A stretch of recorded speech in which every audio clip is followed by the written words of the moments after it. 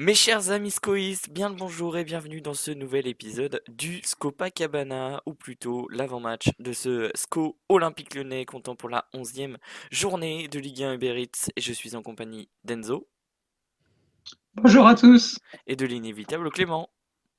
Salut tout le monde. Alors, messieurs, prêts pour cette belle rencontre entre Angers et Lyon?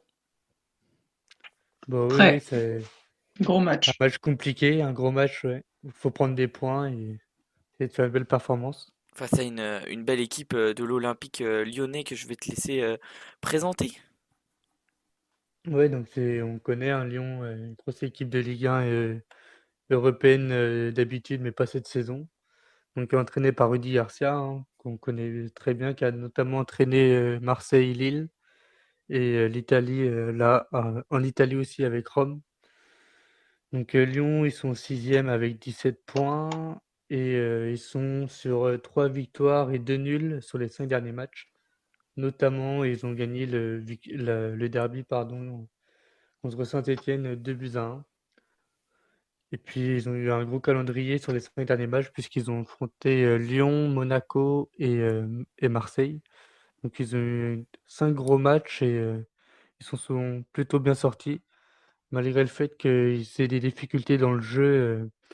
Notamment avec, Memphis et Aouar qui sont pas à leur, top, niveau comme la saison dernière par exemple.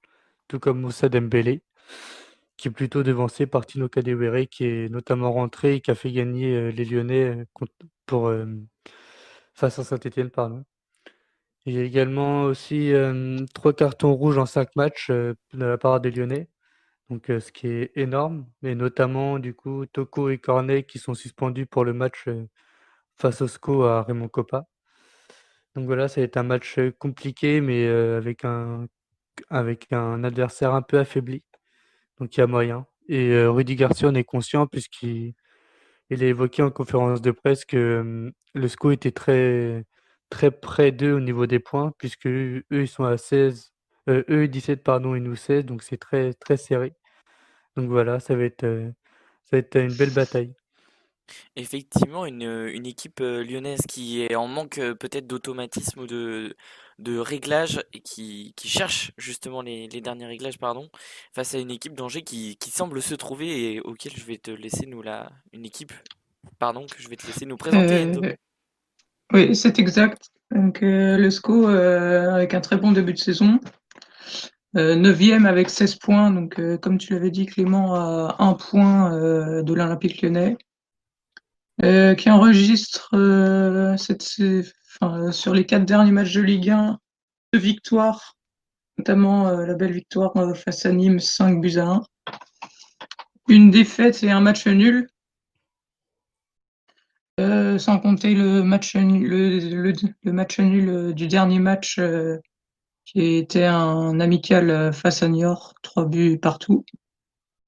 Mais on note encore un problème de régularité qu'il faut améliorer de match en match et qui peut faire office de déclic.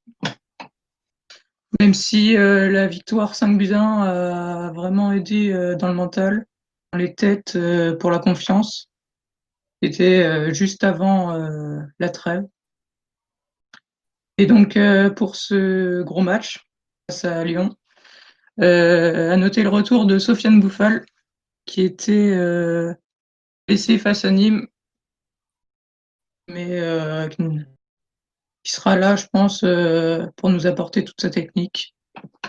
Et malheureusement, les absents, donc Ebos, comme on le sait, les croisés, Bamba pour les quadriceps, pardon, et Cabot, qui est malade. Et donc, en conférence de presse, Stéphane Moulin, il abordait la solidité sur le plan défensif et qu'il fallait créer du danger chez l'adversaire et mettre un maximum de panache.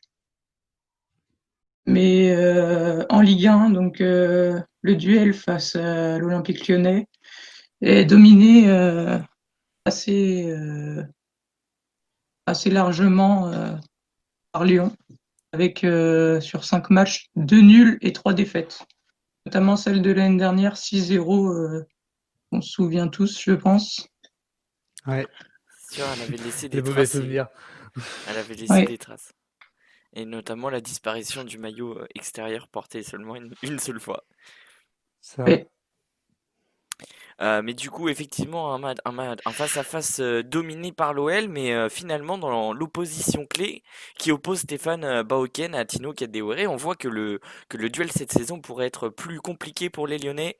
Et, effectivement, hein, si Tino Kadewere, pardon, l'ancien Havrais, a délivré son premier doublé en Ligue 1 après seulement 9 matchs pour 3 buts et une passe D, des stats très correctes hein, pour l'ancien meilleur buteur de Ligue 2. On voit que Lyon a quand même plus de problèmes offensifs cette saison, notamment avec un peu plus de difficultés du côté du duo Memphis Depay et Moussa Dembélé. Alors que de son côté, Stéphane Baoken, en pleine éclosion cette saison, encore une fois, à Angers, qui confirme hein, son bon début de saison avec 4 buts en 8 matchs. Lui qui compile, hein, 102 matchs et 28 buts en Ligue 1 Conforama, en Ligue 1, pardon. Cette saison, c'est 8 matchs, 4 buts et une passe décisive sous les couleurs du SCO en 7 matchs joués, il me semble. C'est vraiment un duel intéressant, messieurs. Je ne sais pas ce que vous en pensez, mais ouais. ce duel À peu près peut. le même style. Oui, c'est le même style de joueur, jouer dans la profondeur, et puis la finition qu'on a vu Ouais, c'est avec ça. Tino Kadewere au Même Havre. si Kadewere me semble quand même être un peu plus technique Ouais, que Ouais, Bao. bah c'est pas tout à fait le même profil parce que Kadewere il est bien plus grand, j'ai l'impression. Il est bien plus grand, donc ouais, plus fin techniquement et je trouve il est plus adroit devant le but. Notamment, on a vu contre Saint-Étienne où il est rentré, il a mis un doublé en quoi, en espace de un quart d'heure peut-être. Avec une belle Donc matière. non, ouais, c'est ça, ouais, notamment, ouais, donc c'est un joueur qui a des qualités, qui vient de la première saison en Ligue 1, faut pas oublier. Mm. Donc 9 matchs en Ligue 1 et voilà, il plante des doublés. Non, c'est pas le même profil, mais c'est deux bons attaquants. Effectivement, et tous deux devraient être titulaires dans cette opposition. Je vais vous laisser, messieurs, présenter les compositions, à commencer par celle d'Usco qui jouera à domicile cette saison. Et c'est toi, mon cher Clément, qui va nous la présenter. Ouais, donc le SCO, bah, je pense hein, que le Stéphane Moula va aborder le 4-2-3-1, le fameux, qu'il aime bien depuis pas mal de matchs maintenant. Donc avec Bernardoni toujours dans les buts, ça change pas. Avec une défense Manso, Traoré, Thomas et Doumbia, donc la classique. Par contre, les deux milieux avec, ça sera Amadou et peut-être Capel ou Bobichon, puisque Thomas Mangani est suspendu. Et du coup, avec un Fulgini en 10, hein, ça change pas, qui fait un très bon début de saison, qui a fait un très gros match contre Nîmes notamment. Et avec Pereira Lage, pardon, et Thioub sur les côtés, et puis notre serial buteur Bauken en pointe. Et du côté lyonnais, mon cher Enzo.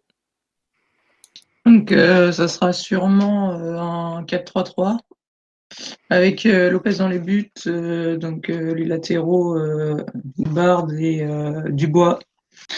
Défense centrale, ce sera le jeune Diomandé avec le Belge Denayer et un milieu de terrain très technique avec Guimarães, Cacré et Oussem Aouar qui revient de blessure. Donc il n'aura pas 90 minutes dans les jambes, c'est ce qu'a souligné Rudy Garcia. Et puis l'attaque Depay, Kadewere en pointe et sur le côté droit, ça sera sûrement Ryan Cherki, la jeune pépite lyonnaise. Effectivement, de belles compos. Et messieurs, je vais vous proposer de passer au pronostic. Vas-y Enzo, je te laisse commencer.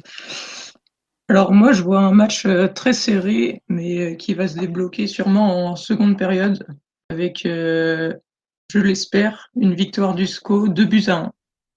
Du coup, ouais, je disais que avec la méforme de Memphis, d'Awar et de Dembélé, il y avait moyen de faire quelque chose. Et notamment le gros match qu'on a fait contre Rennes et ainsi que contre Nîmes, je pense qu'on peut gagner 1-0. Ok, c'est plutôt un pronostic confiant de ton côté, mon cher Clément.